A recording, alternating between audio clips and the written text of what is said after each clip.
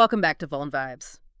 In this deep dive, we are going to talk about the recent and highly critical information disclosure vulnerability hitting the Squid caching proxy. That's right.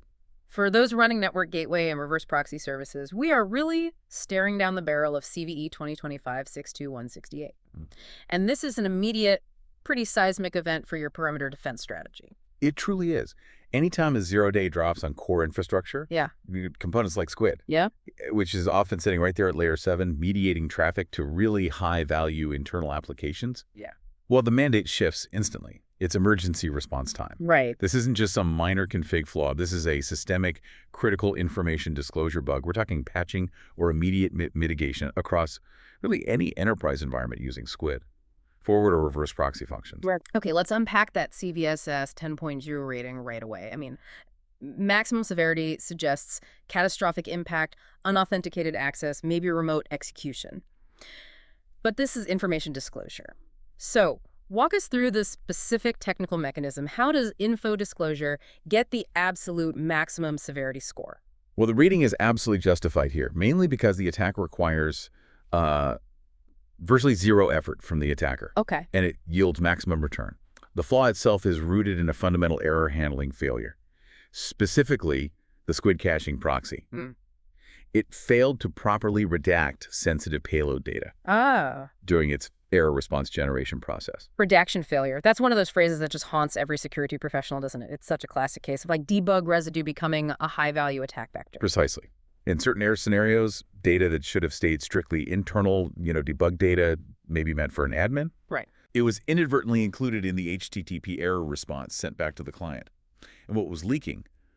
Highly sensitive stuff, HTTP authentication credentials, which is bad enough. Not enough, yeah. But also, and this is really critical, internal security tokens. Wow. Okay, so if an attacker can just force an error condition, they can potentially scoop up legitimate, trusted credentials or tokens used by internal services. Exactly. So when you look at the severity rationale, that 10.0, it's driven by just how frictionless this exploit is. Absolutely. It's completely network accessible. It has extremely low complexity. We're probably talking basic scripting to trigger the error and parse the response. Simple. And it requires zero privileges, zero user interaction. An attacker doesn't need to hijack a session. They just interact with the proxy itself. Which means active exploitation could begin, minutes after the vulnerability becomes public knowledge. Right. Facilitating immediate impersonation, lateral movement. Exactly. If your Squid instance is acting as an intermediary, that trust chain is just totally shattered. Okay, that makes this an immediate P0 triage right now. So before we jump into the fix, let's nail down the scope and the actual technical root cause. Which versions are we exposed on? Scope's broad. Anything prior to Squid version 7.2 is affected. Okay. The advisory specifically calls out versions up to and including 7.1 as vulnerable, though, as we'll get into. The configuration plays a big role. Right. But the default posture for any admin running older versions, assume exposure, act fast. Okay. Now, here's where it gets, as you said, really interesting. The configuration twist. This seems to turn it into a wider threat than just, typical HTTP authentication bypasses. For most people, if they aren't explicitly running basic or digest auth through Squid, they might think, okay, I'm safe from credential leakage. They might feel they're in the clear. And that assumption is precisely the critical security gotcha in this advisory. Oh. That configuration twist dramatically widens the potential attack surface. This flaw can affect deployments even if you haven't explicitly configured Squid to handle HTTP authentication. That really defies conventional wisdom, doesn't it? How can a vulnerability tied to credential disclosure be active when the service isn't even set up for authentication? It comes down to where the error handler was grabbing data from before it failed to redact it. Okay. The sensitive data, whether it was a standard credential header or maybe an internal service token, it was simply present in the execution context when the error occurred. All right, just sitting there. Yeah.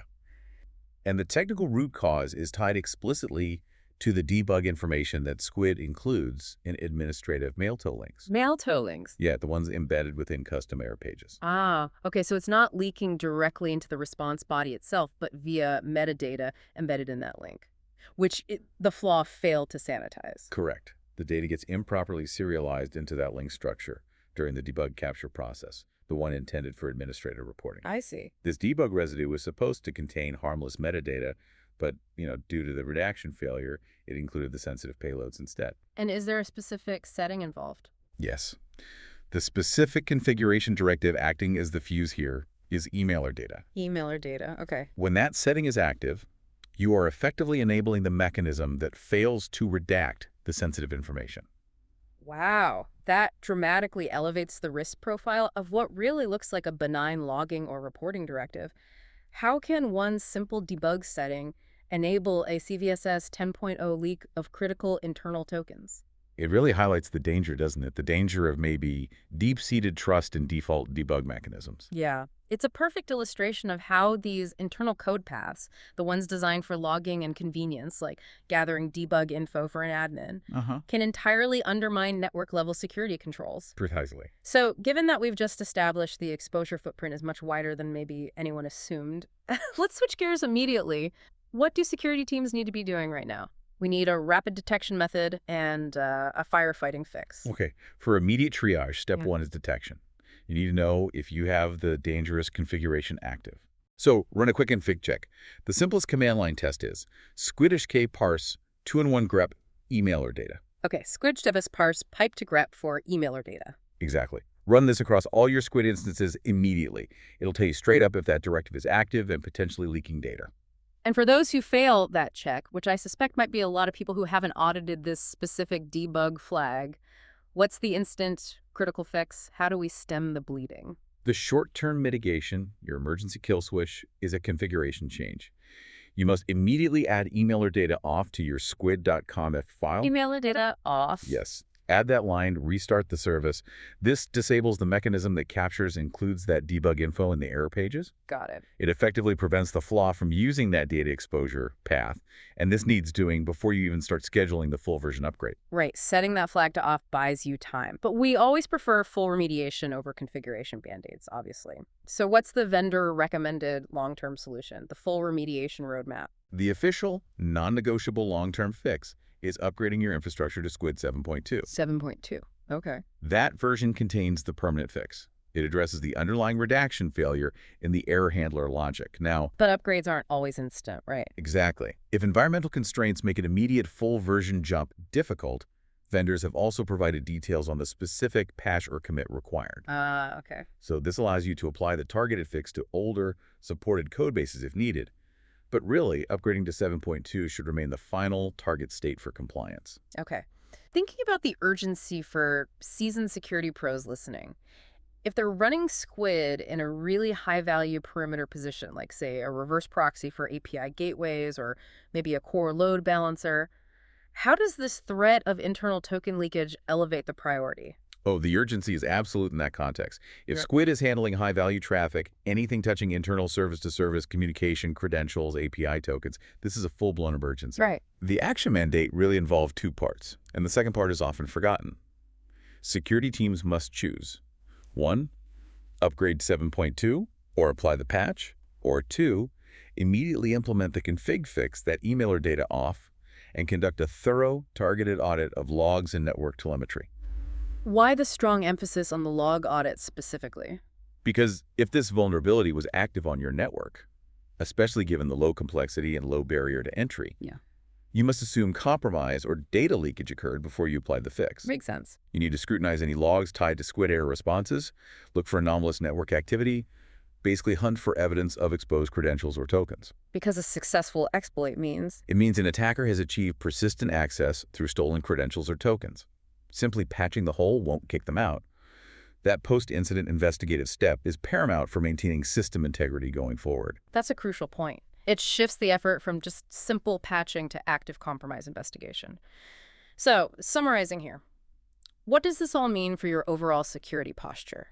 Knowing that a piece of infrastructure, often used primarily for performance like caching, can hide such a severe zero-day. Yeah. We've covered a CVSS 10.0, a fundamental redaction failure tied to a simple debug setting, emailer data, and the immediate need to disable it. It's a harsh reminder, isn't it? But a necessary one. Our network infrastructure is only as strong as its least scrutinized component. True. Reverse proxies, gateways. Yeah. They operate with inherent network trust. They're allowed access to credentials and tokens flowing through them. When that trust mechanism is breached by something as subtle as failing to sanitize debug residue, well, the consequences aren't localized. No. They become systemic, leading directly to complete network infiltration objectives. Indeed. And we mentioned the leakage of both HTTP credentials and internal security tokens. While every security team is rightly focusing on the immediate triage of user passwords, I think the truly, maybe longer-lasting danger lies with those non-HTTP authentication internal tokens. Good point. Consider those service-to-service headers, microservice API keys, or maybe proprietary internal identifiers that your proxy might handle. Which of those could have been unexpectedly processed and exposed by Squid's error handler due to this same flaw? Right, that's the deeper audit needed. Yeah. If you're an enterprise using Squid in, say, microservice architecture, you really need to run an immediate specialized audit. Look at any service headers your proxy might have been passing, because those leaked tokens could enable persistent internal lateral movement that standard user password rotation won't even touch. And that's the kind of threat that genuinely keeps CISOs up at night.